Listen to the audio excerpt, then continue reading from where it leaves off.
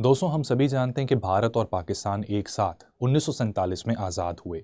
लेकिन दोनों ही देशों में आज की डेट में अगर हम देखें, इनके स्वरूप में, इनकी गवर्नेंस में, इनके ढांचे में, स्ट्रक्चर में बहुत ज़्यादा अंतर है। जहां भारत ने आज की डेट में पूरी दुनिया में अपनी एक पॉजिटिव छवि स्थापित करने में हम सक्सेसफुल रहे हैं, वहीं पाकिस्तान को जाना जाता है अराजकता के लिए।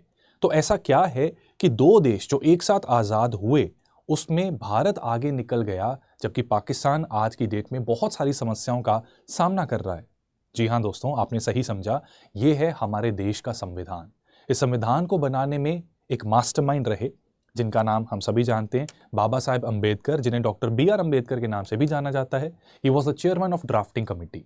और कॉन्स्टिट्यूशन के एक ड्राफ्ट को तैयार करने के बाद लगभग 4,900 अमेंडमेंट्स कॉन्स्टिट्यूएंट असेंबली में प्रपोज की गई थी, जिनमें से 2,400 अमेंडमेंट्स को अप्रूव करने के बाद फाइनली हमने 26 नवंबर 1949 को अपना संविधान अडॉप्ट कर लिया था। ठीक है, सो इसी ओकेजन पर 26 नवंबर को हम संविधान दिवस के रूप में भी ऑब्जर्व करते हैं, जो हमने ये प्रैक्टिस 2015 ऑनवर्ड स्टार्ट कर दी थी।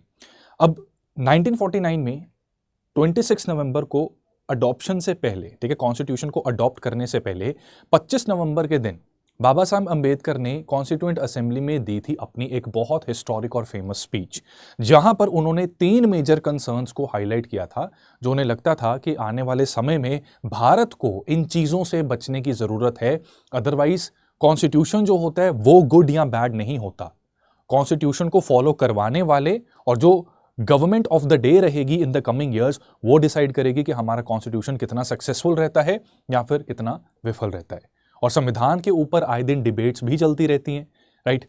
पॉलिटिकल मुद्दे चलते हैं तो बहस भी होगी। डेमोक्रेसी है तो अलग अलग पॉलिटिकल पार्टीज भी होंगी, उनके मतभेद भी होंगे। और मतभेद के समय पर अक्सर संविधान की अलग अलग प्रोविजंस को एंड उसी के साथ साथ उनकी जो वैल्यूज हैं जो कॉन्स्टिट्यूशन में इंश्राइंड है, उनको उजागर किया जाता है। तो ऐसे में हमारे लिए जानना और समझना बड़ा जरूरी है कि बाबा साहब अंबेडकर के ये 3 मेजर कंसर्न्स कौन से थे, जिनसे 1949 में वो डरते थे। और विशेषज्ञों का कहना है कि आज भी ये 3 मेजर कंसर्न्स भारत के लिए प्रासंगिक हैं, यानी कि रेलिवेंट हैं।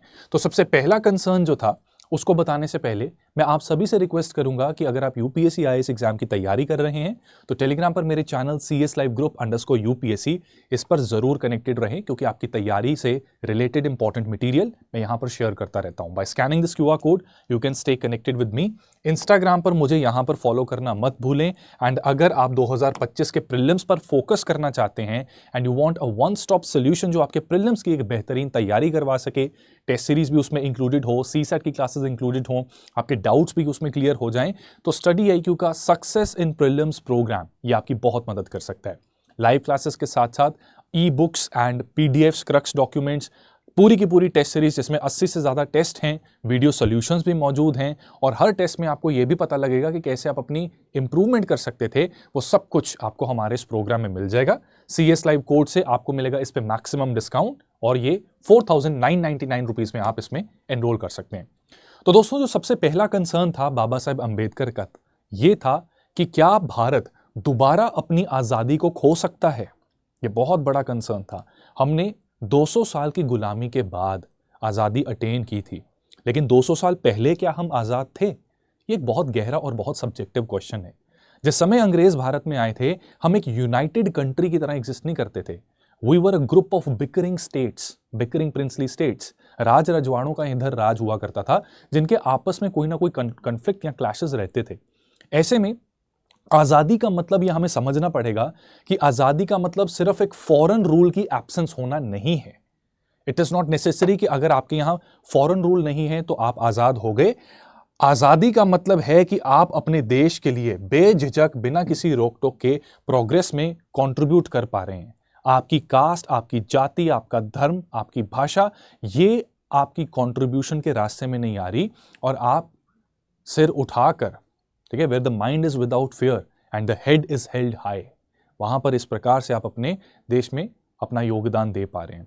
सो बाबा साहब अंबेडकर का ये सबसे बड़ा कंसर्न था कि क्योंकि भारत ने अपनी आजादी को इंटरनल डिविजन्स की वजह से लूज किया। These internal divisions were among princely states because of the caste and creed, ठीक है, एंड बहुत से दूसरे रीजन थे। तो डाइवर्स कंट्री में ये चीजें हमेशा रहती हैं तो आगे भी इस तरह की सिचुएशन ना पैदा हो जाए, तो इसको उन्होंने अपनी कॉन्स्टिट्यूएंट असेंबली स्पीच में इस बात को हाईलाइट करते हुए अपना कंसर्न जताया था। इसी के साथ साथ जो सबसे सेकेंड मोस्ट क्रिटिकल इनका कंसर्न था वो था कि क्या भारत डेमोक्रेटिक रह पाएगा।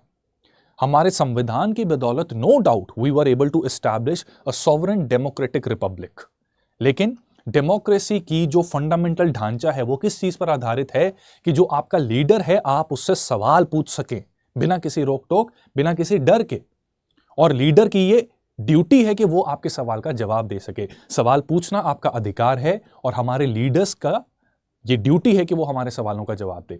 अगर किसी देश में कल्ट फॉलोइंग होनी स्टार्ट हो जाती है कि एक लीडर को भगवान से भी ऊपर समझा जाना स्टार्ट हो जाता है, तो ये एक आइडियल रेसिपी है डिक्टेटरशिप को बनाने के लिए। कहीं ना कहीं पाकिस्तान में हमें ऐसी चीजें देखने को मिली, राइट। मोहम्मद अली जिन्ना ने बहुत ही साम दाम दंड भेद यूज करके एक इस्लामिक नेशन को क्रिएट कर दिया, और कहीं ना कहीं उनकी कल्ट फॉलोइंग भी थी, क्योंकि जब वो कोई कमांड देते थे, आपने उनका ये फेमस डायरेक्ट एक्शन डे की कॉल के समय पर आपको याद होगा कि उन्होंने क्या दिया था, एक कॉल दी थी उन्होंने, एक मोटो दिया था कि भारत या तो बटेगा, ठीक है, the undivided India during colonial rule, या तो बटेगा या बर्बाद होगा। और उनके एक इस कमेंट की वजह से उनके फॉलोअर्स ने दंगे करने शुरू कर दिए थे, जिसकी वजह से पार्टीशन को रोकना असंभव हो गया। तो ये जो कल्ट फॉलोइंग होती है, जहां पर ब्लाइंडली फॉलो करना शुरू कर दिया जाता है लीडर्स को, ये एक बहुत गहरा कंसर्न है और डेमोक्रेसी में इसकी नहीं होनी चाहिए कोई भी जगह।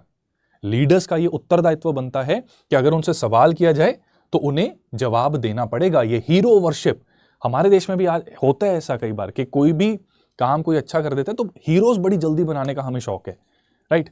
तो जनता को अवेयर होना बड़ा जरूरी है, एंड ब्लाइंडली अपने लीडर्स को फॉलो करना बिल्कुल सही नहीं है। It can lead to degradation and it can lead to establishment of dictatorship.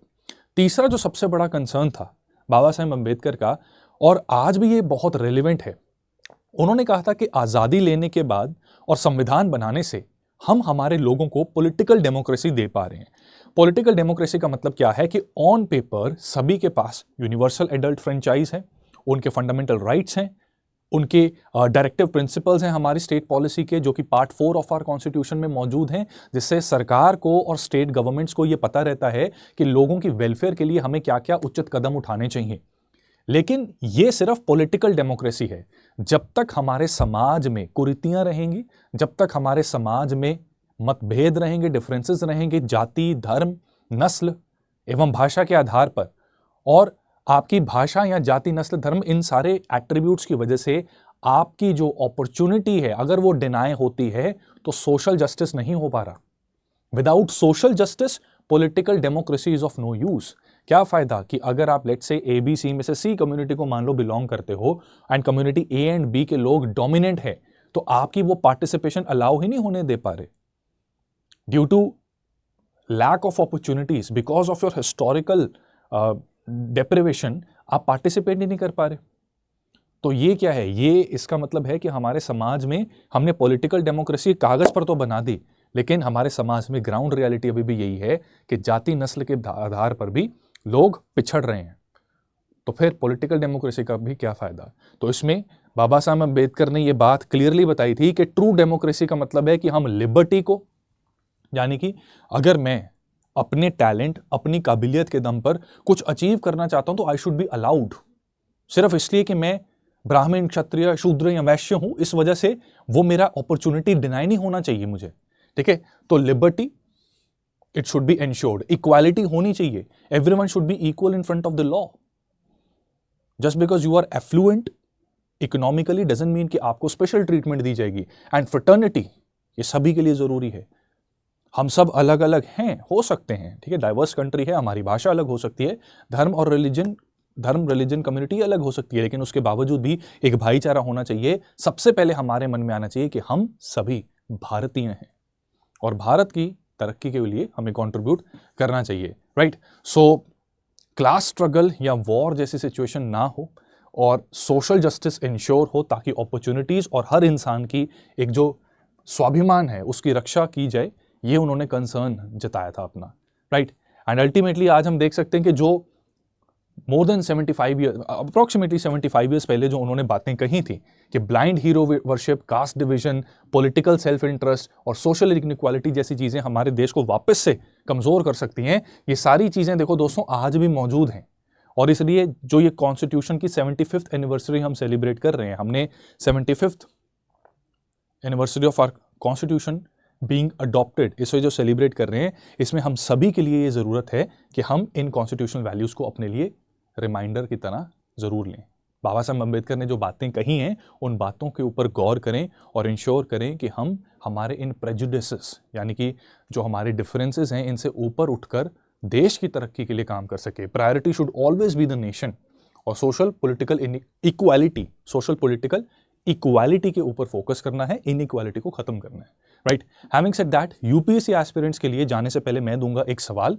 ये मल्टीपल चॉइस क्वेश्चन है दोस्तों आपके सामने, इसे आप पढ़ सकते हैं और अपना आंसर कमेंट सेक्शन में लिख सकते हैं। लेट अस सी कि कौन स्टूडेंट्स हैं जो करेक्ट आंसर इस क्वेश्चन का देते हैं। स्टेटमेंट 1 कह रही है कि preamble of Indian constitution is enforceable in the court of law. Second statement is saying that the concept of liberty, equality and fraternity in Indian constitution has been derived from French Revolution. And in third statement कह रही है कि Indian Constitution provides for both political and social democracy. And fourth कह रही है कि fundamental rights and directive principles of state policy together they form the conscience of the Constitution. आपको choose करना है the correct option.